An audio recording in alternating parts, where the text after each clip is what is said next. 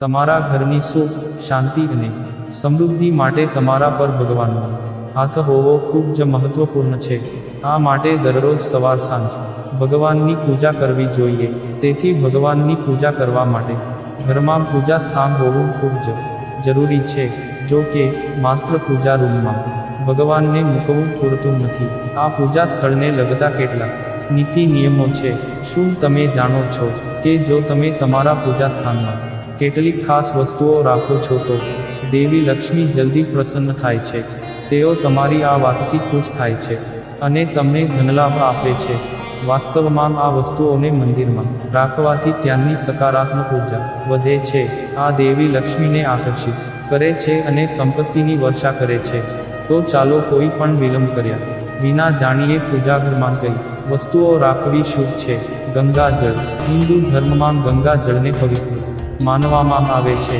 આ જ કારણ છે કે પૂજા સાથે સંબંધિત દરેક શુભ કાર્યમાં ગંગાજળનો ઉપયોગ કરવામાં આવે છે.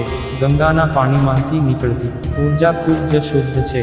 કહેવાય છે કે જો તેને ઘરમાં છાંટવામાં આવે તો તમામ નકારાત્મક ઉર્જા નાશ પામે છે. ઘરમાં સકારાત્મક ઉર્જાનો સંચાર થવા લાગે છે. તેથી જો તેને પૂજા રૂમમાં રાખવામાં આવે છે અને તેનો દરરોજ ઉપયોગ કરવામાં આવે છે તો ધનની દેવી લક્ષ્મી પણ ખૂબ જ પ્રસન્ન થાય છે અને લાંબા સમય સુધી ઘરમાં રહે છે. મોરના પીંછા. ભગવાન શ્રી કૃષ્ણને ખૂબ જ પ્રિય એવા મોરના પીંછાને ખૂબ જ શુભ માનવામાં આવે છે. એવું કહેવાય છે કે જો તેને પૂજા સ્થાન પર રાખવામાં આવે તો ભગવાન કૃષ્ણની કૃપા પ્રાપ્ત થાય છે. જૂના સમયમાં ઋષિ મુનિઓ પોતાના આંગણામાં મોરને પાળતા હતા. ત્યાં તે મોરના પીંછા વડે શુભ સંદેશ લખતા હતા. મોરના પીંછા ઘરની નકારાત્મક ઉર્જાનો નાશ કરવા માટે પણ જાણીતા છે. તે દેવી લક્ષ્મીને પણ પોતાની તરફ આકર્ષિત કરે છે. તેને પૂજા સ્થાનમાં રાખવાથી આર્થિક મુશ્કેલીઓ દૂર થાય છે. શાલિગ્રામ.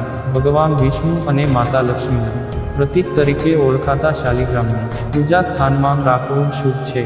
તેને પૂજા રૂમમાં રાખવાથી માત્ર માતા લક્ષ્મીની જ નહીં પરંતુ ભગવાન વિષ્ણુની પણ કૃપા પ્રાપ્ત થાય છે. તેનાથી ઘરના દુઃખ અને કષ્ટો દૂર થાય છે. પૈસાની કોઈ કમી નથી રહેતી. ઘરમાં બરકત બની રહે છે. ગરીબી દૂર રહે છે. શંખ.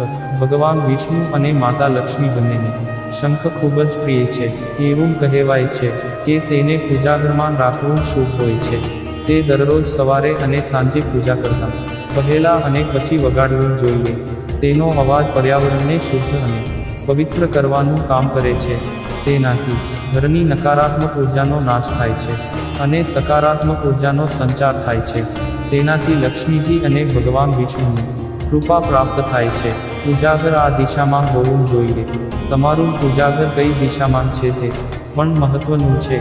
પૂજા સ્થળ હંમેશા ઈશાન ખૂણા, પૂર્વ અને ઉત્તરના ખૂણા માં હોવું જોઈએ. આ દિશામાં પૂજાનું મંદિર રાખવાથી સુખ, શાંતિ અને સમૃદ્ધિ બની રહે છે. મિત્રો, આજનો વિડીયો તમને પસંદ આવી હોય તો આ વિડીયોને તમારા મિત્રો સાથે શેર કરજો અને કમેન્ટ કરવાનું ભૂલતા નહીં. અને નવા હોય તો અમારી માં ગુજરાતી સ્ટોરી 3 ચેનલને સબસ્ક્રાઇબ જરૂરથી કરજો.